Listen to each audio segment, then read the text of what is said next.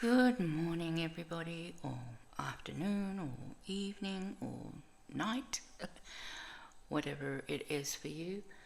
I have put everything down.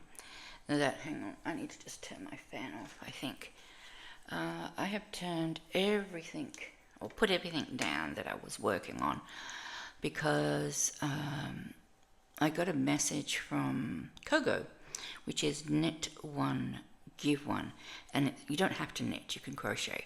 It's a charity here in Australia, and they have just given away a load of I think they said baby blanket kits or baby kits or something. So they're, I think, looking to replenish their supplies. So I've got this mandala, which is gnome, and it's 150 grams, I think, which is what, 5.3 ounces. Yeah, and all those stats. Oh dear, I just got a email. I don't need an email, thank you. Yeah, so I thought I'm using this, but I'm actually going to be, what size hook am I using? Oh, I am using I'm using a, excuse me, I'm using a 4.5. But I've got this one, and I've got this unfinished one, and then I've got this one, which is sort of, yeah, more unfinished ones. So I'm hoping that that'll be enough for at least one baby blanket. I'm not doing the granny type squares. These do have the holes in them, but only sort of in the corners, so they're more of a solid blanket, which I kind of like. So, but I just sent an email to them to make sure that that it is just blankets that they want, because obviously if they want something else, I need to do that as well. I know that they do like having stuff in Koori colours, Koori being Aboriginal or Indigenous Australian colours, which is red, black and yellow. The yellow signifies the sun, the black the earth, and the yellow is the sun, the red is the earth, the black is the earth, and the red is the sky. Oh, I probably got that round the wrong way. I apologise. I have limited education on that sort of thing, but yeah. So I thought, while I sort of jump onto that and make a couple of baby blankets, I'll make one in this colour, and I think I found a lovely, where did I put it? Oh, I've got stuff everywhere. I got some lunch because I was feeling very hungry, but my tummy's still rumbling. I got this one. It's a tweedy sort of colour, and I think I've got about 6 balls of this. I've got about 500 grams, and I thought I could make a blanket maybe with that as well. So we will see. Sorry, cat, I've upset you. I've upset my cat.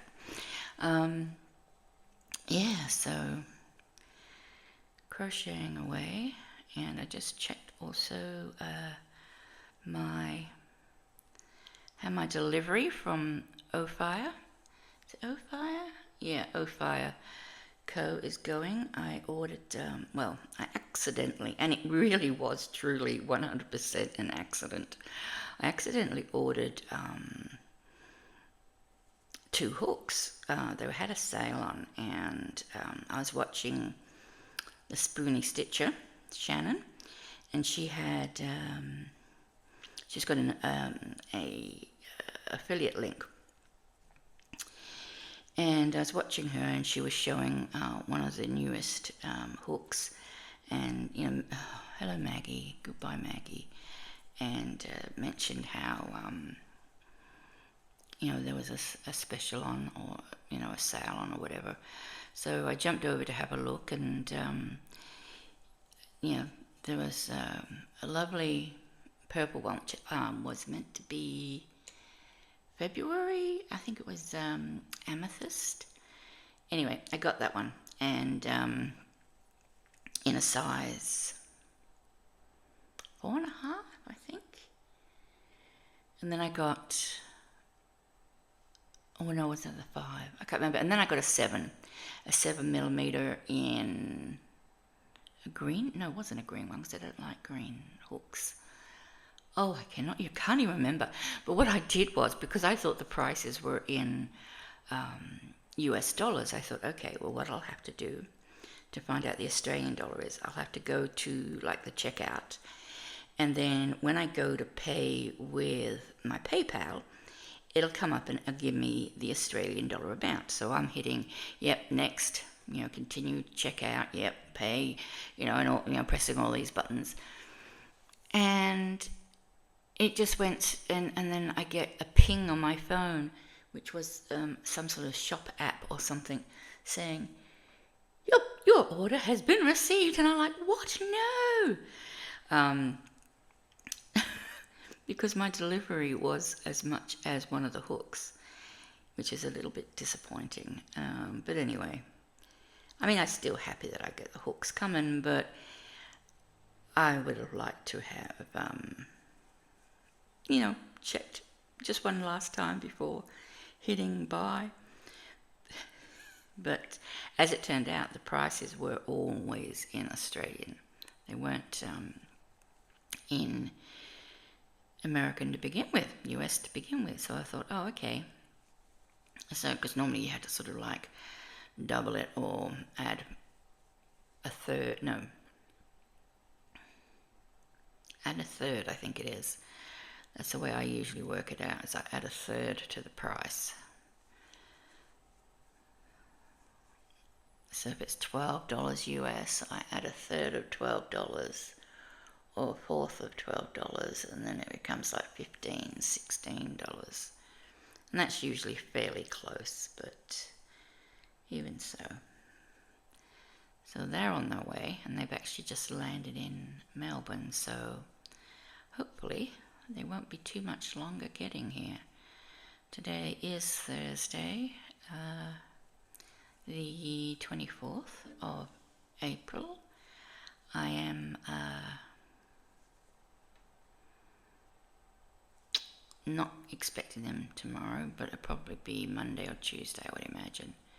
No, hang on, we have a long weekend. I've just realised it's Anzac. Is it Anzac Day tomorrow? Oh dear, I'm terrible. I got no idea.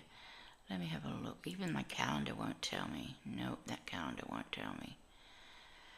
I can never remember if Anzac Day is the 25th or the 26th of April. I think it's the 25th, which will mean tomorrow, well, Friday, will be a public holiday. Anzac Day in Australia is, I guess, similar to your Veterans Day or Memorial Day, or both of those days put into one. The dawn service is very big on Anzac Day. Usually veterans from all and any wars will go take part in a veterans march. They will go to that local area, or they go into the capital cities. They have there's usually a dawn mass, and as the sun is rising, the buglist will play the last call, I think it is, and and then wreaths are laid at the memorials to the fallen in every state or city. Every town has its own little memorial to the fallen, usually listing, I think it lists the names So whoever was living, in my area at the time who died in the war will be on the monument, our little monument here, and often, I don't think they have a parade, but they do have morning services and things like that. So, I mean, we don't go about sort of thanking veterans for their service or anything like that. It's more just, the whole service and the whole parade and everything is our way of sort of saying thank you, if you know what I mean. It's not a day for us to, see a veteran and say, oh, thanks for your service.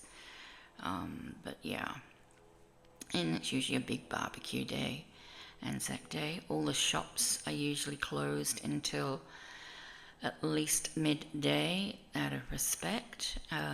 They're closed until midday so that all the shop owners and all that sort of thing can actually go to the services if they wish to, and so that people who want to go don't have to work, and people who want to go can have time to go. They don't have to worry about getting to the shops to do stuff because the shops are all closed. But Anzac Day. And Anzac stands for, let me see if I can get this right. It's ANZAC, which is Australia, New Zealand. I want to say Army Corps, but I've got a feeling it's probably something else. It's not Army Corps, it'd be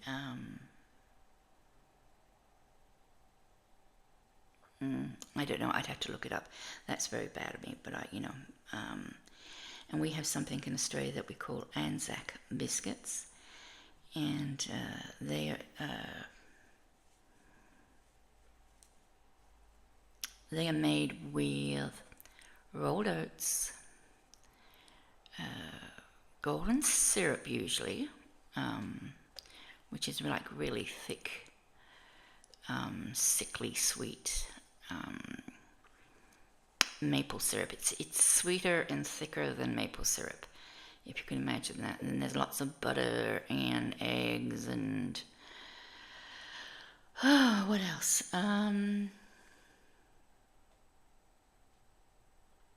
Flour in them. Yep, so we have a lot of Anzac biscuits. I mean, we have them all year round. They sell them all year round, but you can, the shops usually make handmade ones, for Anzac Day. And then we also have, the RSLs, which is Returned Service League, I think. The RSL clubs, which are for returned servicemen, and where they can go basically for a cheap beer. I think beer is generally speaking cheaper there than it is in other pubs, and they have a lot of the one-armed bandits, the pokey machines. What else do they have? And on Anzac Day only, it is legal to play an Australian popular game called Two Up. And what it basically is that you have a piece of wood, and it has etched in it two sunken holes for just a moment, I'm getting a visitor.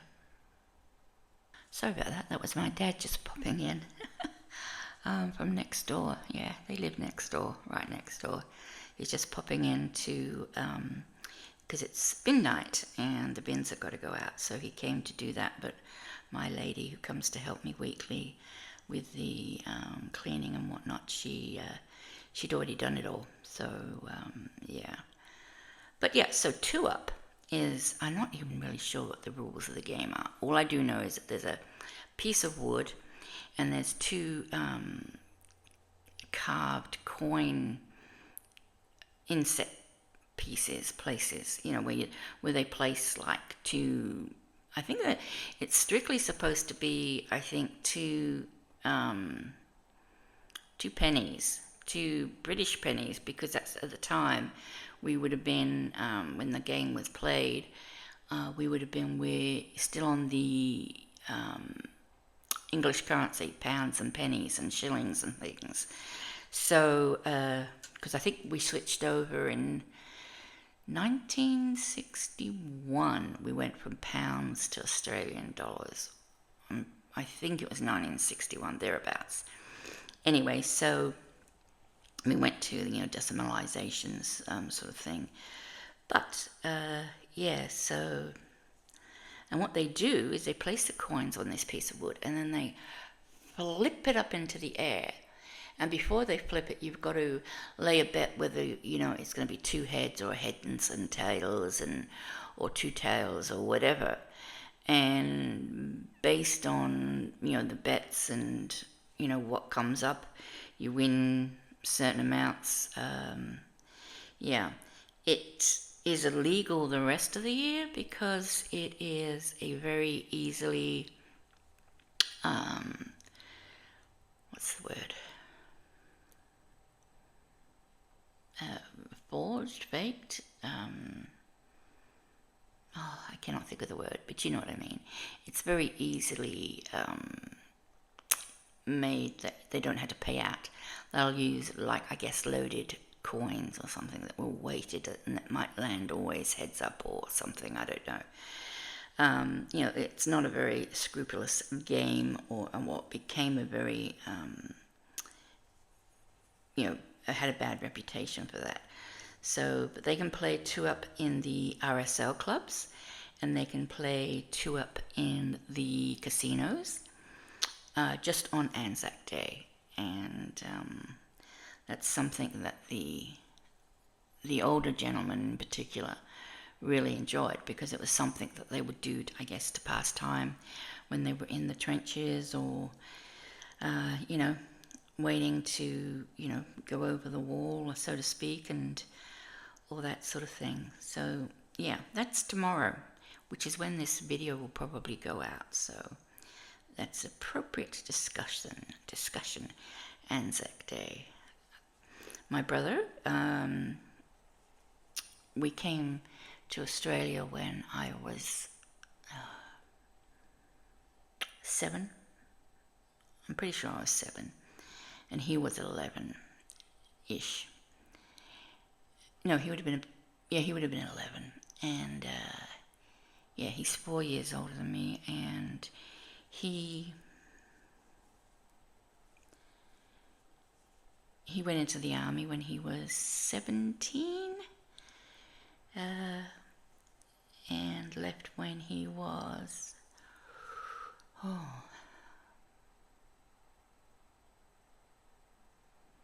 must have been 30 odd, but he was medically discharged. I think he's appeared in a few Anzac parades with, marching with his kids, because that's what a lot of people do too. They march with their children and grandchildren. So that's really nice. And, it's just a time to remember. Usually the old guys, the old boys as they're called, get together and talk about, the good old days or the bad old times. And, but of course not many of them left these days. Sadly, I don't think we have many left. I'd have to check that up. Not from World War I or World War II. We might have one left. I think he lied about his age to get in, and they weren't very studious about checking, your age or whatnot when if you were volunteering. But both times Australia really sort of answered the call and signed up in droves. They had a campaign. I can't remember if it was both here. I know it was definitely in one country. Whether it was I think it was definitely the UK it was in. And it was sign up with your mates and you'll stay together. And that was the promise they were making. That because a lot of people were a bit sort of like, oh, I'd sign up and go in, but I want to stay with my mate, because he's married to my sister or whatever the case may be, and we want to be together to look after each. And in the UK they thought that was probably a not a bad thing to have people who knew each other in the same platoon. So they had many platoons that were village or county based, because people would just all get together and go and sign up together. My dad was telling me that he and his brother went and signed up in, it was well after the war, because my dad wasn't born until 1944, but he and his brother went on a tandem bicycle to sign up for the, for one of the forces. My uncle went into the Air Force, and my father went into the Merchant Navy. So, yeah. And it's funny, one of my aunts, my dad's sisters, she actually, after the war, or during the war, or towards the end of the war, whenever it was, actually married an American, because the Americans were all over in England. And she fell in love with an American, and she went back to America with him after the war, or towards the end of the war, whenever it was. And he went on to work for NASA. I believe he was played an instrumental part in some way or another with the Apollo missions. So he was a very learned man, a very smart man. He had lots of mathematical abilities and engineering and that sort of thing, I think. So, yeah. But that's how we celebrate our dead, once a year on Anzac Day. During the Great Pandemic, which I won't mention, but you know what I mean. There were lots of lockdowns, and people were sort of quite upset. Well, how are we going to celebrate now? And I think it was decided that the best way to do it, people at dawn or before dawn all went out to the bottoms of their driveways and basically just watched the sun come up and, had a moment's silence at the bottom of their driveways and went back indoors, because that's what they do. The last call is played on the bugle. I think it's the last call. A military person might know better, but yeah, the last call was played, and then there's a minute's silence.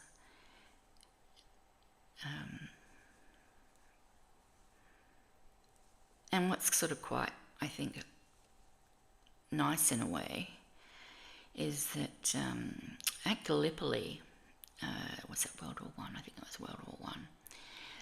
We Australians lost many, many troops on the beaches at Gallipoli. It's now called Anzac Bay, I believe, and that was in Turkey. And the Turkish soldiers were up high and entrenched, and the Australian troops were down low and entrenched. And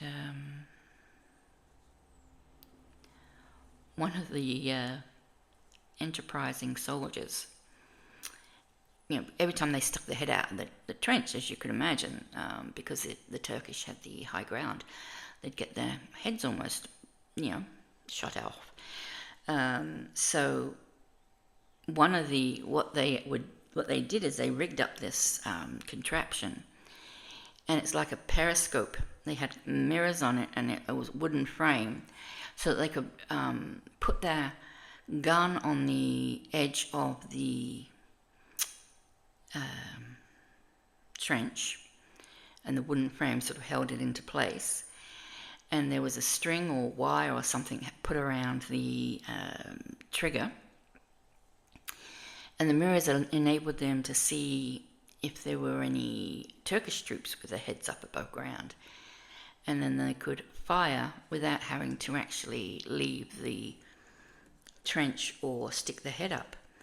And where they got their supply of mirrors and wood from, where they got their supply of wood and mirrors from was the Navy. They stole all of it. They literally had to steal it from the Navy supplies. I'm not sure what supplies they were, but they were supplies, and they had to steal them, the crates and whatnot, to build these like periscopes for guns. So there was quite a bit of ingenuity going on up there or down there. But every year there still is a contingency of Australian troops that will go over to Anzac Bay, to Turkey, and before all the Australian and Turkish soldiers had died, they actually would have the Turkish and the Australian soldiers, from World War One, and actually meeting each other and commemorating the loss of both sides' losses. And I think there's a lot of Australians that are actually buried over there. There's a lot of white crosses that, for all the Australians that never came home, which is kind of sad. But I think there's still a load that go over there, and it's good, I think, in a way, that countries that were once at war can now just sort of meet and and bury the hatchet. Now, many countries still can't necessarily do that on a grand scale these days, but it's nice to know that on a lesser scale, there certainly is a little bit of peacekeeping, I guess, going on between the soldiers themselves. So big day here, either the 26th or the 25th. I'm pretty sure. I should just Google it, shouldn't I? But Siri isn't speaking to me, so I can't even ask Siri. But the day off will be tomorrow for sure. So I thought I'd put down all my not so urgent projects, like my hexagon cardigan and my jumper that I'm knitting for my daughter, and the hats I was going to knit for my son. He wanted another hat. And the socks I'm going to knit for my son and my son's girlfriend. I put them all down and picked up my hook, and I thought, okay, I'm going to make a big solid granny blanket. Now they want them to be, where's my tape measure? They actually want these. Now these are they're saying these are classed as baby blankets, okay? But, where's the measurement? Okay, they are saying they want them to be 100 centimeters. Well, that's 40 inches. Okay. I just realised it's probably Yeah, it's Boggy Creek territory, isn't it? 40 by 40. They want them to be 1 point, where's the 1.1 centimeters by 1.2 centimeters, or meters I should say. So yeah, but I thought if I do 1.1 by 1.1, that'd be fine, it'll be square. So that's what I'm going to do.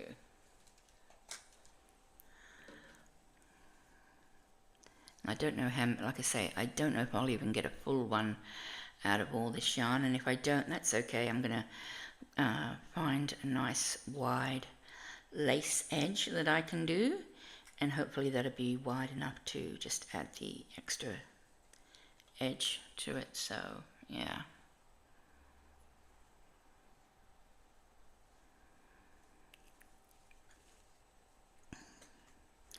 So lots of barbecues this weekend, I would imagine, if the weather's is going to be clear.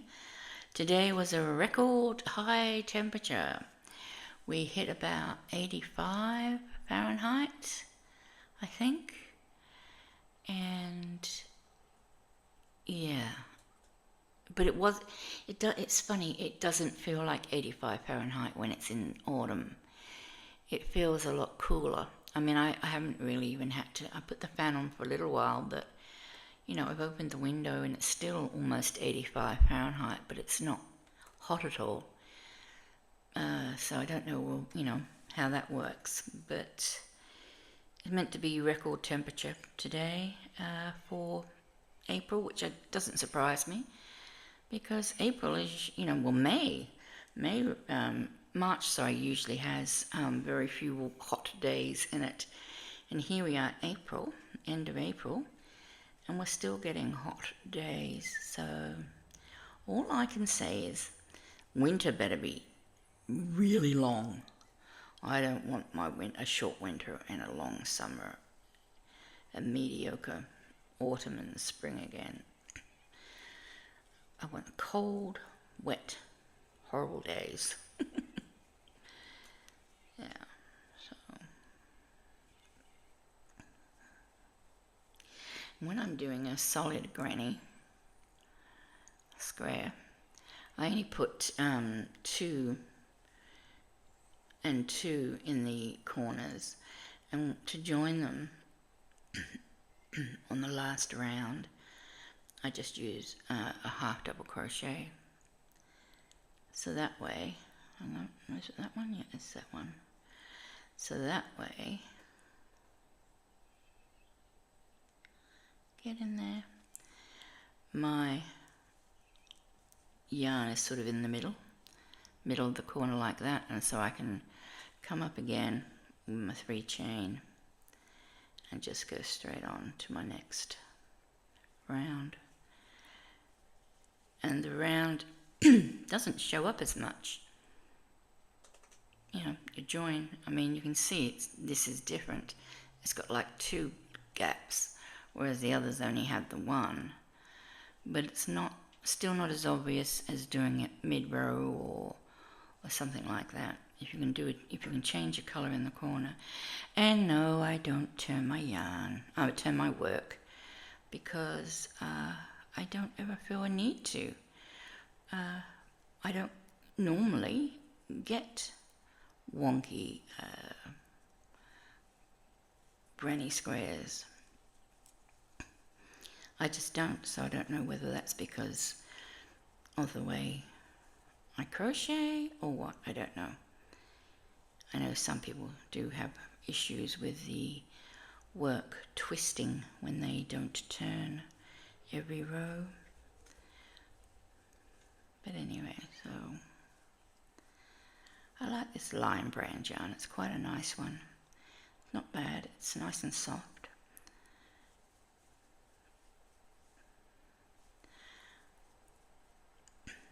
I only ever get that when it's on special though in Australia, because it will be quite pricey. Most American yarns are pricey, and I fear that they will be going up a lot more, especially this one, because I believe It is. Oh no, this one's made in Turkey. That's not so bad. That won't go up so much. So they call this a light 3, but then tell you to use a 5mm. Well, in my mind, that's not a light 3, is it? You're using a 5mm hook. Well, that's a 4. That's a light 4. That's not a light 3. Anyway, not that it matters. I just use a 4.5, which is a 7, which I don't understand because, a 4 is a G. But yeah, that's why we need to go metric all the way with the hooks, just with the hooks. Just so, we can all work out what size that needs to be. Anyway, I've waffled on long enough. I just thought I'd catch up a little bit on what's going on, as I've been very, very busy the last few days, or 5 days or so. What I've actually done is I have managed to do all of my crochet and knit tutorials for May and June. So that's 9 weeks of each. So, no, it's more than that, isn't it? Oh no, it's 9 weeks. It's 9 weeks of crochet tutorials and 9 weeks of knit tutorials are all ready to go. The crochet tutorials will go up on a Monday morning at my time, and the knitting tutorials will go up on Thursday morning at my time. And Wednesdays I usually have Battle of the Stitches. I'm not 100% certain if I'm going to do Battle of the Stitches next month in May, simply because, yes, I got picked for Battle of Hooker versus Hooker. So I might be a little bit preoccupied with that. I don't know. I will see. But, yeah. Time to probably go. I've got to think about... I've been up half the night. I think I've been awake since about 11:30 p.m. last night, and it's currently 4:30 p.m. So, yeah, I do need to go to bed, and I will go to bed. I just need to try and last as long as I can, so I can get up as late as possible, so that I can, stay up tomorrow night or tomorrow morning for Mrs. C, who didn't go on again today, so I'm very worried about her. I may even give her another call. I don't think now would be an appropriate time, because it'd probably be the middle of the night there, but when it's my middle of the night, I'll perhaps try and give her a call and make sure everything's okay, because we haven't heard why she didn't go live, and that always worries me. Anyway, I keep saying I'm going to go, and I don't go. I will go, I promise. I need to go because I need to get ready and try and, what am I doing? Try and get some sleep so that I'm refreshed for finishing off this blanket. I haven't done too bad. I do love a solid granny, especially for a baby blanket. Anyway, I want to say take care, everybody. If you're an Australian, happy Anzac Day to you. I hope you had a beer for the fallen, and if you did visit an RSL, maybe you won a little bit of money on the 2-up. And if you don't have any service members or former service members or anything like that in your family, hopefully you just had a really good catch up with family. Okay, I will say goodbye, and I will see you all next time. Bye for now.